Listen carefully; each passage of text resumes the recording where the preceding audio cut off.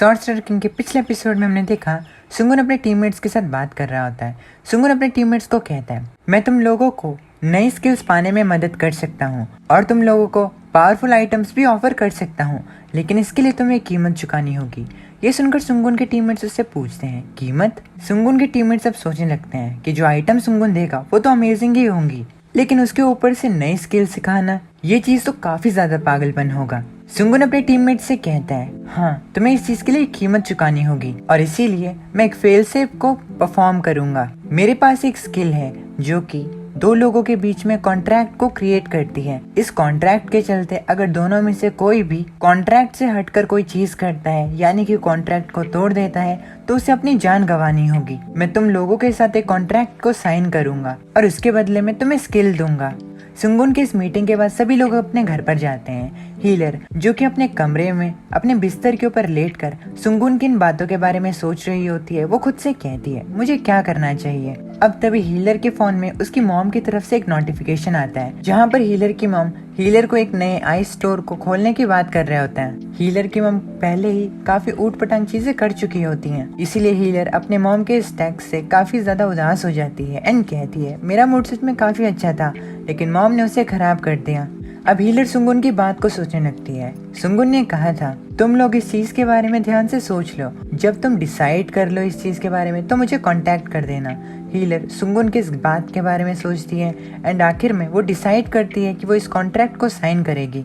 अब हीलर चिल्लाकर कहने लगती है कि उसे अपनी मॉम को भी उल्टी चीजें रोकने के लिए कहना होगा। दूसरी ओर सुंगुन इस मीटिंग के बाद अपने घर पर जाता है एंड अपनी कल्टीवेशन को करता है।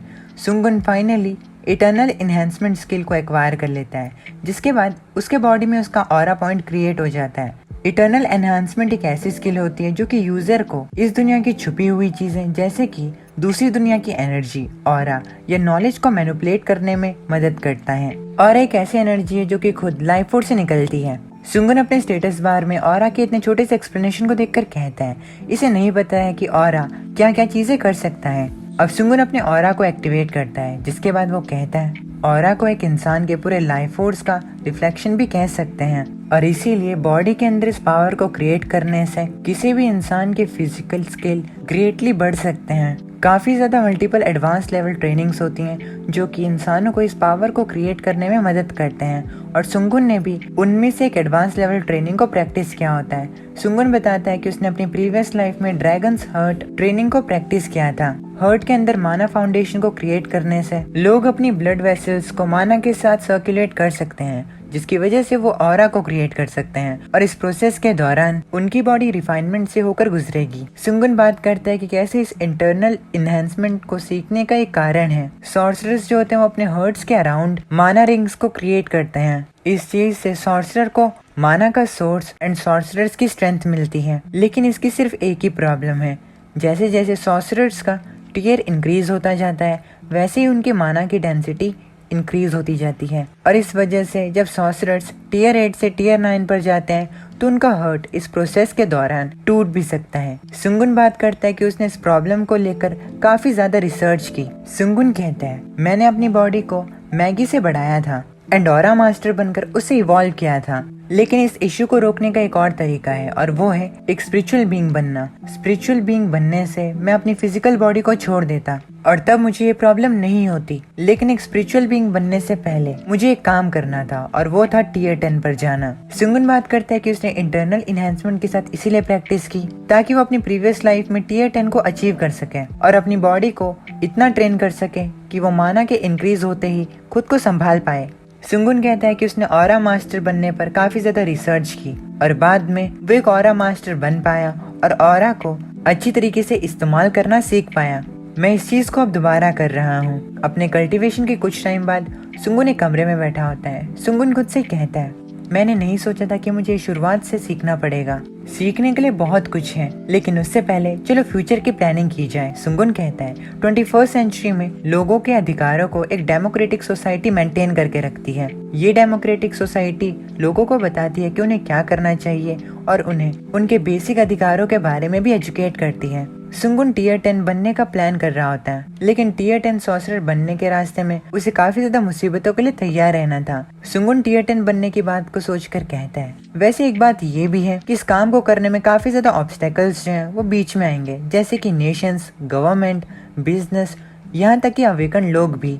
सुंगुन अपनी सारी प्लानिंग एक बोर्ड पर कर रहा होता है। सुंगुन अब सोचते हुए कहता है, लेकिन सबसे बड़ी प्रॉब्लम ये है कि मैं अपने प्रॉफिट को कैसे सिक्योर करूं। चलो कम से कम मुझे ये तो लगता है कि ये वर्ल्ड जो है वो पिछले वाले से ज्यादा बेटर था। अंत में खुद को प्रोटेक्ट करने के लिए सबसे बेस्ट तरीका है एक ग्रुप को क्रिएट करना। लोगों को एक ग्रुप को क्रिएट करके उन्हें मैं अपने लीडरशिप के अंडर रखूंगा, और इसीलिए मैंने अल्फा टीम के साथ काम करने के बारे में सोचा। लेकिन ये काफी नहीं है, क्योंकि मैं हमेशा के लिए एचडी ग्रुप को अपनी शील्ड बनाकर नहीं रखूंगा। अंत में मुझे खुद के एक बिजनेस को खोलना होगा। ना केवल ये, मुझे ट्रस्ट वर्दी अवेकन लोगों को भी अपने साइड रखना होगा। ये काम सच में काफी ज्यादा मुश्किल है। सुंगुन बात करता है कि उसने अपने प्रीवियस लाइफ में सोललेस ह्यूमनॉइड्स के ग्रुप को क्रिएट किया था। अब सुंगुन एक चीजों की लिस्ट बनाने लगता है। सुंगुन कहता है, चलो कोई बात नहीं, मुझे इन चीजों को पहले करना होगा। सुंगुन अपने उस लिस्ट में लिखता है कि उसे पहले इलेक्ट्रिसिटी जनरेशन की एक फैसिलिटी को सिक्योर करना होगा, उसके बाद उसे एम्प्लॉयज ढूंढने होंगे, फिर अपने ग्रुप के लिए एक मैनेजर, इसके बाद उसे आर्टिफैक्ट्स को क्राफ्ट करना होगा और ऑटोमेटेड प्रोडक्शन सिस्टम को भी खोलना होगा। यहाँ तक कि उसे आर्टिफैक्ट्स को सेल करने की एक लोकेशन भी ढूंढनी होगी। सुंगुन इन सभी कामों की लिस्ट बनाते हुए काफी ज्यादा परेशान हो जाता है, क्योंकि उसे सच में काफी ज्यादा काम करना होता है अपनी खुद की एक ऑर्गेनाइजेशन खोलने के लिए।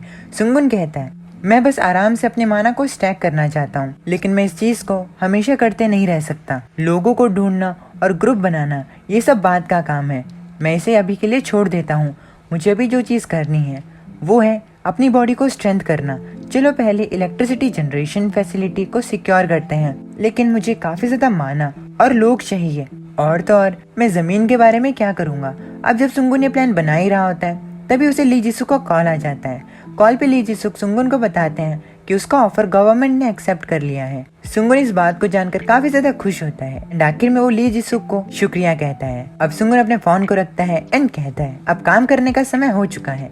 इसी के साथ हमारा ये वाला एपिसोड यहीं पर खत्म हो जाता है। मुझे पता है थोड़ा बोरिंग एपिसोड था, मैं क्या कर सकता हूँ, काफ़ी ज़्यादा चीज़ें एक्सप्लेन करनी होती हैं। वैसे ज़रूरी नहीं है, मैं इस चीज़ों को स्किप करके बोल सकता था कि उसने बस ये चीज़ें सीख ली और मतलब बेसिक चीज़ें सीख ली, और तो मैं नहीं बताता कि वो असल में क्या चीज़ें हैं, उनकी डिस्क्रिप्शन क्या है। लेकिन अगर मैं ऐसा करता फिर तुम लोग बोलते थे, भाई यार तूने शॉर्ट लेंथ की वीडियो बना दी यार, भाई यार तू कम से कम 15-20 मिनट की बना दिया कर यार। नहीं होता यार भाई, एक अकेला बच्चा कितना कर लेगा। तुम, आई होप तुम समझ पाओ। एनीवेज मैं मिलता तुम लोगों से नेक्स्ट वीडियो में, तब तक के लिए अपनी फैमिली का ख्याल रखना, पता नहीं।